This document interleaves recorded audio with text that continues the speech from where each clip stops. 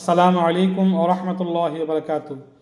আমরা আজকে কলব বা আত্মার কিছু চিকিৎসা পদ্ধতি, আত্মার চিকিৎসার কিছু পদ্ধতি সম্পর্কে আলোচনা শুনব। যে কলব বা আত্মার চিকিৎসার জন্য কয়েকটি কাজ করা, উল্লেখযোগ্য 5টি কাজ আমরা আলোচনা করব। 1 নম্বরে চিন্তা, ভাবনা, মহব্বত, খেয়াল, অর্থসহ প্রতিদিন কোরআন তেলাওয়াত করা।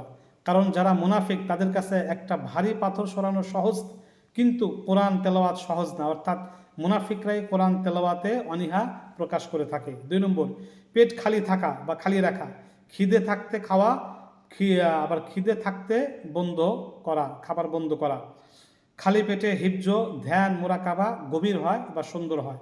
3 নম্বর রাতে মহাব্বতের কোরআনে নামাজ পড়া, সেটা তাহাজ্জুদের নামাজ হোক, কাজে নামাজ হোক ইত্যাদি। এই নামাজে কোরআন তেলাওয়াত মহাব্বতের সাথে করা।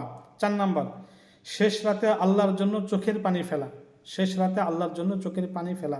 5 নম্বর নেককার, আল্লাহওয়ালা, আলেম এবং এই আলেমদের সাহচর্য লাভ করা, নেককার মানুষের সাহচর্য লাভ করা, যাদের কাছে গেলে আখিরাতের কথা, পরকালের কথা, মৃত্যুর কথা, জাহান্নামের আযাবের কথা স্মরণ হয়, তাদের সাহচর্য লাভ করা বা সাহচর্যে থাকার চেষ্টা করা।